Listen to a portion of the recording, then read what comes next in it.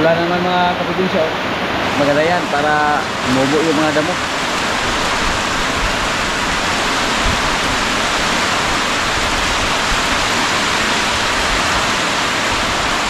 Lagi po umulan dito sa amin.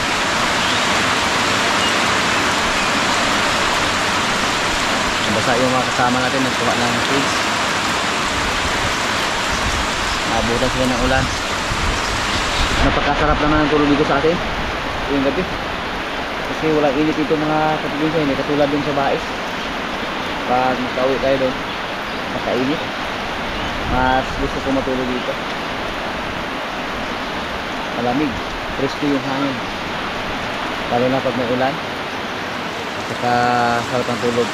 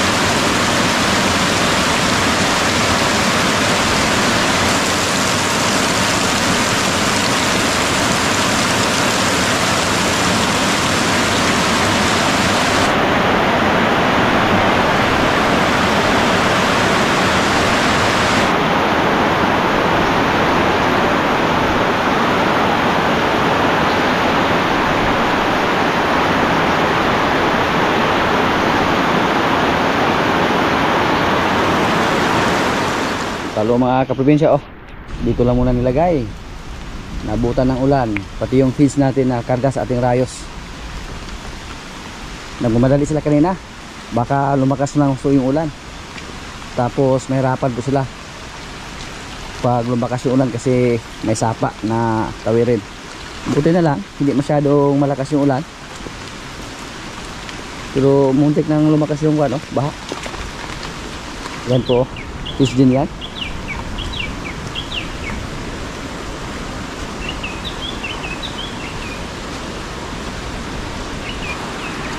Mahina na yung baha, hindi masyadong malakas. Pero kung tuloy-tuloy yung ulan, tapos nasa mga 3 or 4 na oras, tapos malakas, yun po ang delikado. Baka masira namin yung daanan namin dito.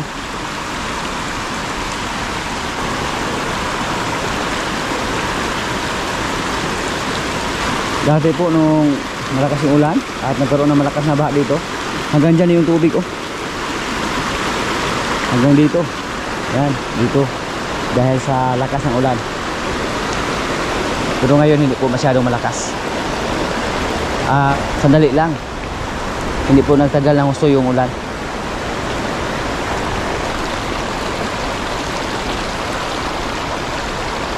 Yung kalabaw natin na sipalo mga kaprobinsya, sumuko po tayo. Sinakyan sana natin sa mga nakaraang video po natin, pero mahirap. Napakatigas, hilain. Tapos gusto niya tayong ihulog. Palagi niyang sinuwag yung binti natin. Kaya bumaba lang tayo. Ginamit din sana namin sa pag-araro doon sa kabilang area. Mahirap din kasi matarik doon. Tapos napakabilis niya maglakad. Hindi po siya nasanay ng gusto. Kasi dito sa amin wala po kaming malaking lupa na pwedeng ipararo. Sa ngayon po may 4 kami na kalabaw na lalaki. Si Palo, si Rambo, si Tisoy at si Bugoy. Silang lahat marunong na sila maghila ng karusa. Ano si Palo, nakakatakot na. Nakakatakot yung katawan niya, medyo matapang siya. Pero ano naman talaga yung kalabaw, habang lumalaki yan, habang lumalaki yung katawan niya at saka habang magkaedad, parang maging matapang yan. Lalo na pag hindi natin siya masanay sa trabaho o hindi natin siya mapagod sa trabaho ba. Yung katawan ni Palo, gwapong gwapo, mataba. Kaya nagaganyan siya. Hindi katulad ng una na medyo maliit pa lang. Tapos pa mapiluhan na mo ba. Yung kalabaw namin na si Rambo, napakaganda din ang katawan. Siya yung backup ni Palo mga kaprobinsya sa paghakot ng kumpay. Gwapong-gwapo. Bilog na bilog yung katawan niya. Yung mga alaga namin dito, hindi po namin sila mahasa sa pag-araro. Kasi yung area namin, yun lang po, maliit lang. Tapos hindi sila araw-araw nag-araro. Yung sa amin, tagahila lang sila ng karosa. Tingnan po yung liig sa ating kalabaw mga kaprobinsya, oh. Yan. Mga isang taon mula ngayon, itong si Rambo, siguro malaki na rin to. Gwapo kay lawas. Buyag kay lawas ba? Supramel lang at saka kumpay yung ibinigay sa kanya. Gwapong-gwapo.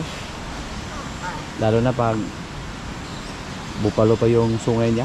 Ang tawag po dito sa ganitong klaseng kalabaw, Shanghai. Pag ito po yung nagawin sa sakyan mga kaprobinsya, tapos presyuhan natin ng 50,000, pwede na. Pang-alagain ba? Mahal naman yung bilhin natin sa kanya. 43 yung kapital natin. Napakaganda tingnan mga kaprobinsya yung alaga natin. Basta maganda yung katawan nila, basta mga matataba sila. Pero pag mga buto at balat na lang yung natira, katulad sa ating baka na namatay doon sa bundok, yun po ang nakakalungkot, yun po ang napakasakit na nakita natin yung baka natin doon na buto at balat na lang. At namatay po siya, hindi po siya nakasurvive.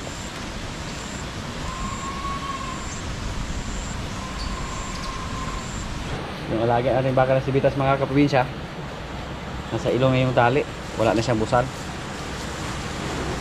Kasi napakahirap po mag-adjust ng kanyang busal, napakalakas niya. Kaya napag-desisyonan namin na tanggalin na lang yung busal, tapos yung harang sa kanyang tali dito sa ilong, malaki yung pinalit namin para hindi siya makawala kung sakaling maglumbag siya.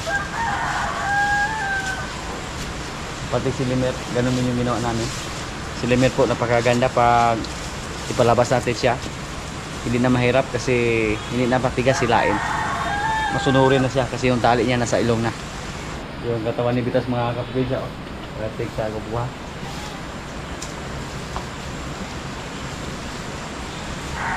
Kalmadong-kalmado siya basta nasa loob tayo. Parang alam niya na hindi natin siya galawin or hindi natin galawin yung kanyang ilong. Pero ano doon sa labas, parang siya nanuwag, nanungay. Pero hindi lang tayo magkumpiyansa.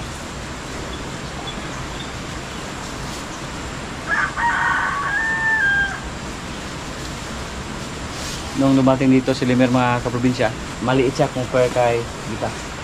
Pero ngayon, si Limer grabe, yung tangkad niya. Siguro sa bigat hindi sila magkalayo, pero sa tangkad mga kaprobinsya, mapapawaw tayo sa tangkad ni Limer.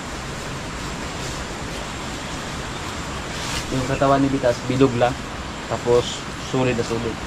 Si Limer iba, malapad, tapos matangkad, at mahaba yung kanyang katawan.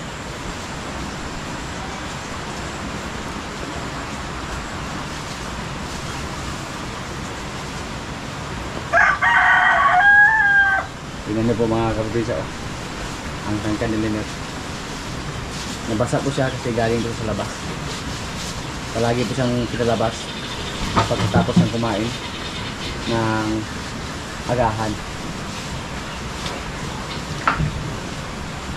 At ang ginawa natin kay Limer, hindi natin siya kinakain ng maraming supramel. Inadjust namin, binawasan namin. Binawasan namin ng kalahati para hindi siya tumaba ng husto. Kasi ngayon alam namin na kumasa na siya. Dalawa na rin sa ating mga baka dito na babae ang kasahan ni Limer. Kaya hindi na natin siya patabain. Yung isa nating baka dito, oh. Palagi namin tine-check yung kanyang katawan kasi may kalunggo siya. Buti lang na bakunahan siya ng pantanggal ng kalunggo.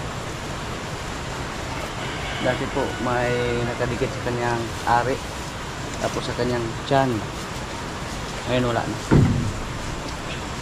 Ito yung baka natin na galing sa bakong. Sikip na rin yung busal, oh. Siguro tanggalin namin yung mga busal nila, pati yung isa. Nasikip na rin yung busal. Mukhang may sugat na, oh. Malapit na masugatan yung kanyang mukha. Yung isa nating baka dito mga kaprobinsya, malapit na itong mga anak. Kitang-kita namin sa kanyang mga didi na may mga gatas na. Ano, malaki na yung kanyang didi. Pero maliit lang yung kanyang tiyan. Si Bitas po yung nakakasta sa kanya. Yan, napakaliit ng tiyan niya. Kaya gaano kaya kalaki yung anak niya dito. So okay lang mga kaprobinsya, maliit man o malaki yung kanyang anak, ang importante healthy. Healthy yung ating baka. Yan na po ang hangad natin. Patanggalin natin yung busal niya mga kaprobinsya para hindi mahirap hilain. Napakatigas po hilain. Babae naman siya, hindi naman masyadong wild, basta babae. So malapit na siyang mga anak. Abangan po natin kung anong itsura sa kanyang anak. Si Bitas po yung nagkasta. Itong si Marimar, nakasahan na to ni Limer, Winay at si Batang. Tinanggalan na rin sila ng mga busal. So kayang-kaya na po natin silang palabasin kahit ako lang mag-isa. Kasi yung mga tali nila hindi na nakakunik sa busal.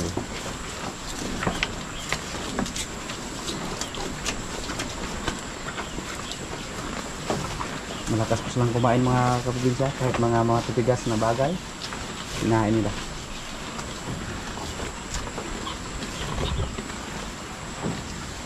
Yung si Batang mga kaprobinsya, mag-6 na buwan na kung kanyang siyan mula sa pagkasta. Winay, mag-5. So napakadali lang sa panahon. Si Batang 6 na buwan. So mga ilang buwan lang po yung hintay natin.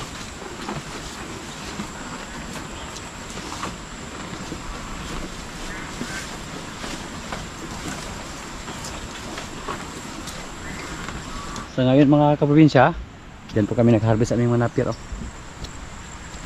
Puntahan natin doon sa likuran kung pwede na bang harvestin yung mga napier natin dyan. Maganda po yung resulta sa ating mga tanim dito na napier.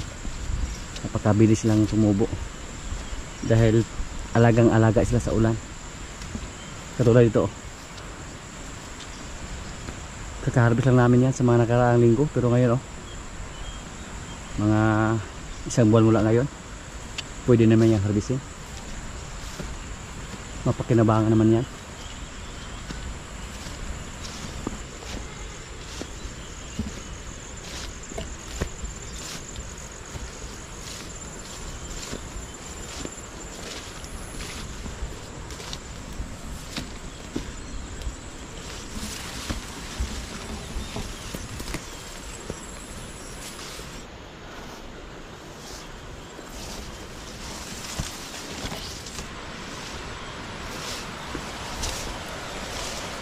Yan, no?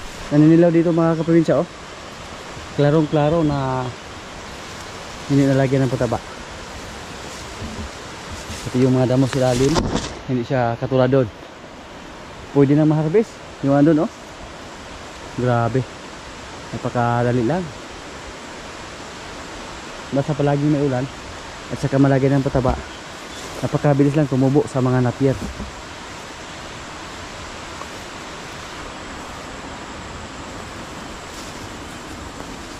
Kapit ako matapos yung pag-harvest ng tubo dito sa amin mga kaprobinsya.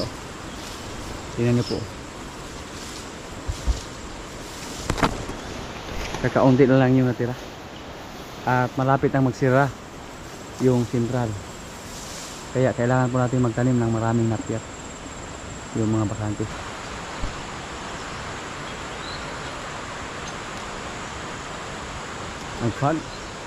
Nagfog yung area ni Paridon mga kaprobinsya. Yan, doon po maganda. Walang init pag matulog tayo yung gabi. Malamig. Yan, doon sa bundok may fog. So yung mga napir natin dito, pag maubos dito, pwede na yung harvestin, yung andyan.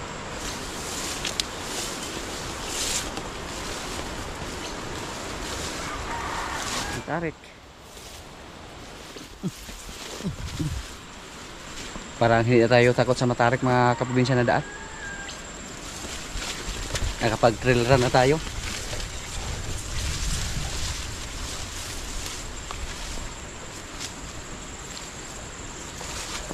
Minsan po parang kabahan ako sa ating baka na malapit ang mga anak.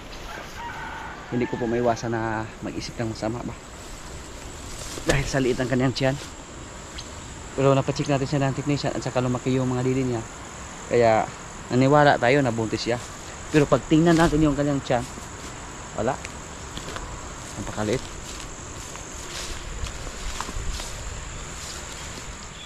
Yung mga ibon natin mga kaprobinsya, oh. Yung Java natin hanggang ngayon wala pa siyang pares dito. Yung ating African lovebird nadadaga na naman. Napapasin ko po kasi dati wala tayong kulay yellow na African lovebird. Ngayon may isa naman na nadagdag. Dalawa na yung kulay yellow sa ating African lovebird. Yung isa, tapos yung isa, oh. Kasi yung dahanan nila.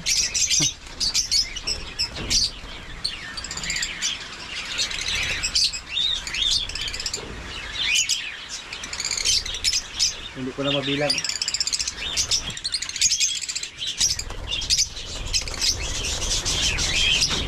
Subukan ko yung ating bilangin, ba? Huwag kayong gumalaw, ha? Haha, magalaw po sila. Pero grabe po sila. Napakatulis ng kailang mga ngipin. Kaya lang natin yung mga paiklogan nila. Pati yung andito, wala na. Tingnan niyo po. Yan, wala na. Minas na nila. Gawin lang natin siguro kung masira to, yung mga kakatel natin, sila yung ilipat natin doon sa kabila. Ihalo natin sa mga parakit. Kasi mas okay lang daw yung parakit at saka kakatel yung ihalo. Kasi yung African lovebird ang haluan natin. Kasi matapang daw yung mga African lovebird. So yun lang po ang gagawin natin. Kasi napapansin ko po na dumami na sila ng husto at mga malalaki pa sila compare sa parakit. So pwede din ihalo natin doon yung ating mga kakatil. I-try lang natin. So next week kailangan natin magpagawa ng ganito. Slogan ng ating mga ibon. Nasira na. Kailangan natin magdagdag.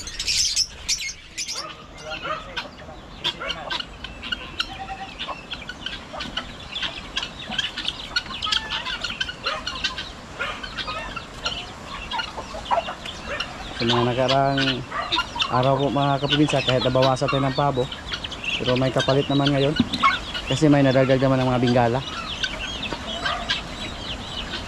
Yan po, may 13 hits tayo ng mga sisyo ng bingala. Maganda sana pag nahuli pa namin yung mga sisyo ng ating mga bingala na andun na pisa sa masukal na area. Hindi namin alam kung saan sila ng itlog. Nakita lang sa ating mga kasama doon na may mga sisyo na nakabuntot sa kanila. Ang problema lang, yung mga bingala hindi sila marunong mag-alaga ng sisyo. Iwanan na nila. Kaya dalawa lang yung dadampot namin sa kanilang mga sisyo. Marami sana na yung sisyo na yan. Pero napakaila po sa mga sisyo ng bingala mga kaprobinsya. Napakagaling nila magtago. So ang ginawa natin sa ating mga sisyo ng bingala, kailangan na i-separate sila, ilagay agad sila sa kulungan. Hindi natin sila pwedeng ihalo doon sa kailang mga nanay, kasi pag ihalo natin sila, mamatay lang, mawala lang. Sa mga nakaraang araw po, nabawasan ng pabo at saka manok yung mga alaga natin dito dahil inatake po tayo ng sawa. Asa to? Gansa na to dong? Gansa? Oh? Bakit tumaanod dugay? Bakit tumaanod? Oh. Mag-usap pa yung maanod. Sawa yung umatake dito sa atin, pero hindi siya sinerte kasi nahuli po siya sa akto na naka ganun sa ating pabo.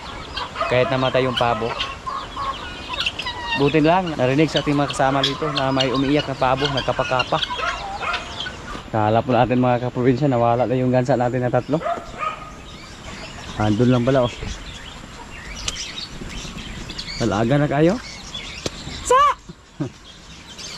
Yan oh. Delikado baka makapunta sila sa sapa. Tapos may baha. Ano diyan? Okay lang pag dyan lang sila.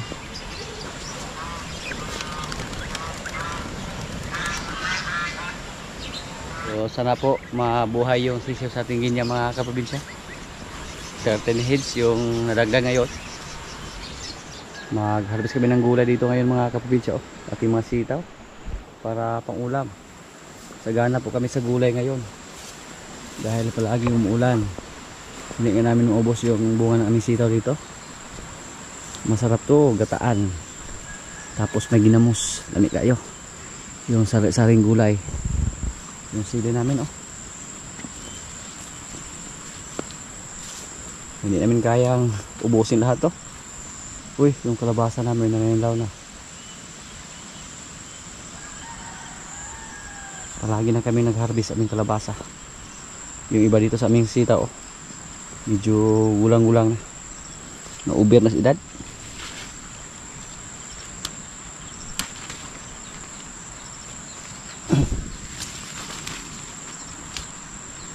Masarap basta mag-success yung mga tanim natin. Wala tayong problema. Walang problema sa gulay. Kahit anong luto lang. Adobo, gataan, laswa or lauoy. Pwede.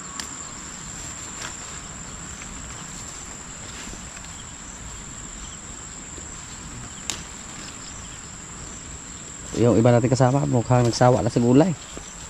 Kaya minsan magkatay kami ng pabo at saka manok or pato.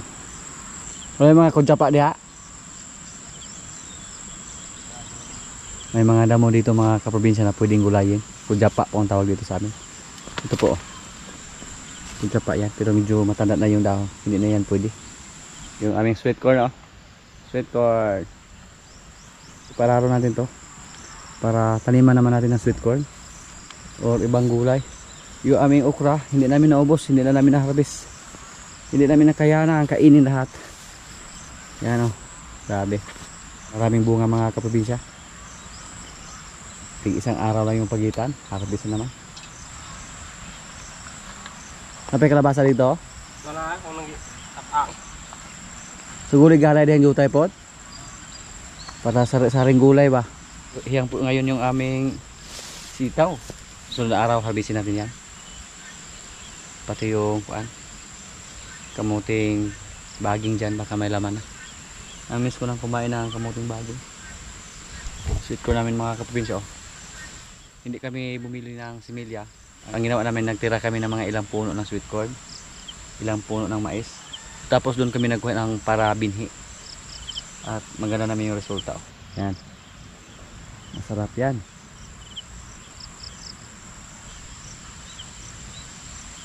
Bunga sa aming talong dito oh. Parang star apple ba? No? Dili mo jud kung bunga yung si Sir. Binigay ito ni Sir Paul Perez.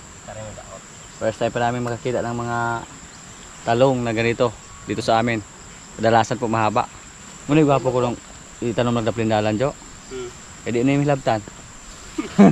Yung daon.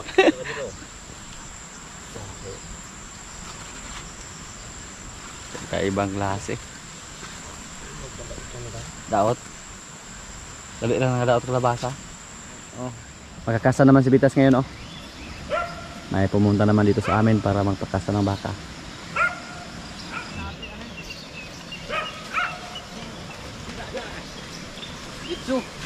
Dandahan lang Bitas.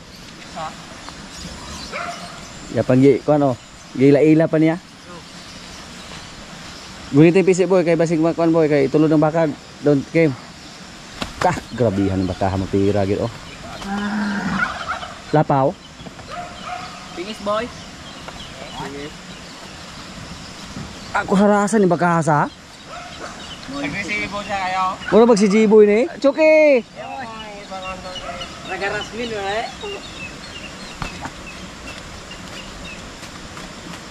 Balik yung kawayan. Boy, awiri na boy. Ah boy, ay ra wa man mulugnot. Wala man mulugnot.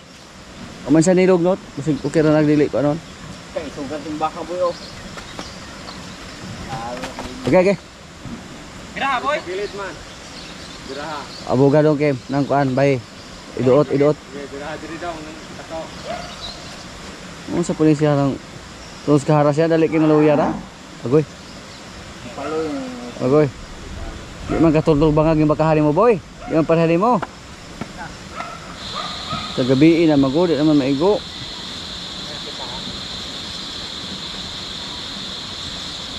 Ano ba yung tao ba? Higil na siya ng bayi kay ano kayo.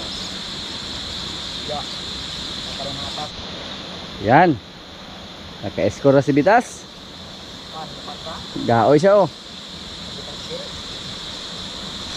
Kailan to? Bitas ay nagpangambisyon og magkaduha. Saga na kayo black eh. Oh, hello. Tangay bulungan diyo. Hello. Hello. Garising na sila oh. Lampot-pot eh. Success. Mga kaprobinsya, kaya na po. Ito yung ulam namin oh. Gulay. Ay, ginamos nga maanghang. Namang pulara oh. Hindi kayo. Tapos may pabo na adobo. Yan, gulay na may gata. Sabi gulay. May kanin. Lord, maraming salamat sa pagkain. So, kainan na.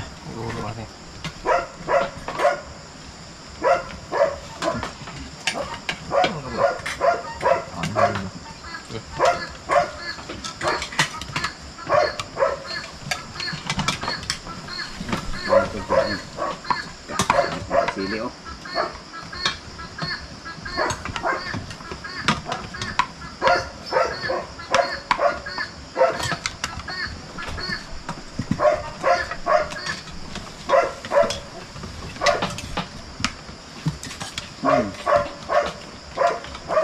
Iya. Napagawa ka sarap.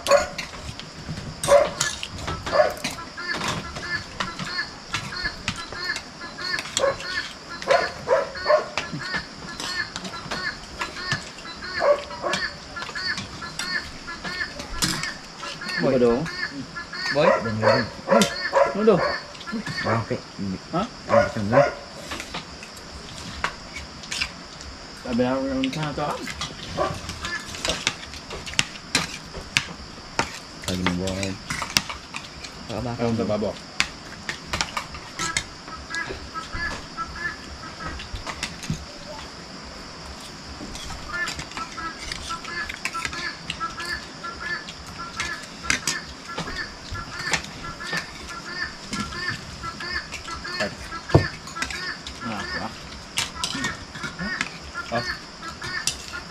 Oi.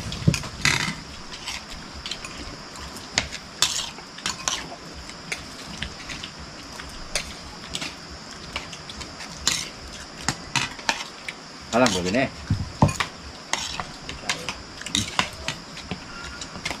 Mas na, mahala.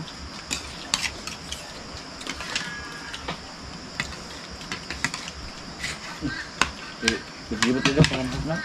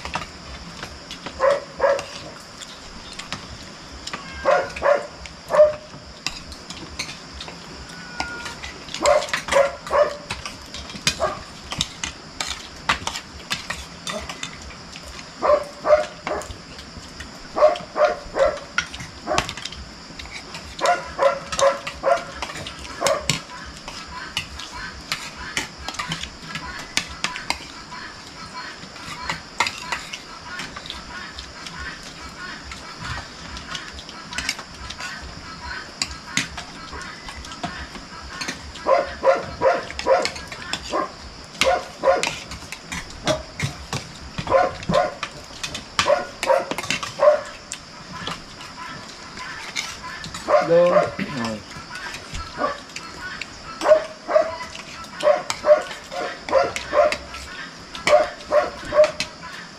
Boleh halang sa. Nalang masuk utang lah.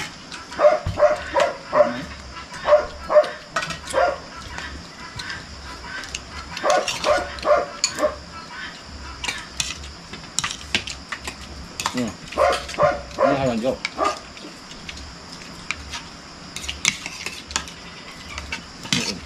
Jadi halang.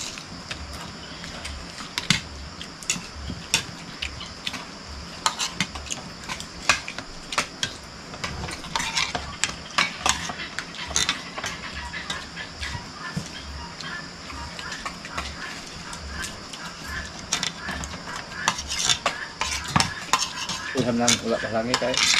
Pag yan nga. Isunod na ilong. Nga wag isa gisunod na ilong.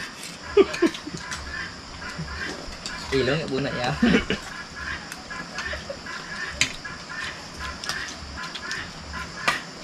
Tingin din yung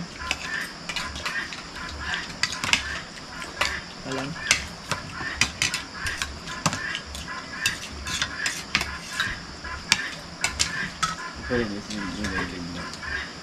Anji boy pa ron ningot. Ningot to di bata. Ini tan na yung kasuan. Hmm. Di halangan. Bunak kayo.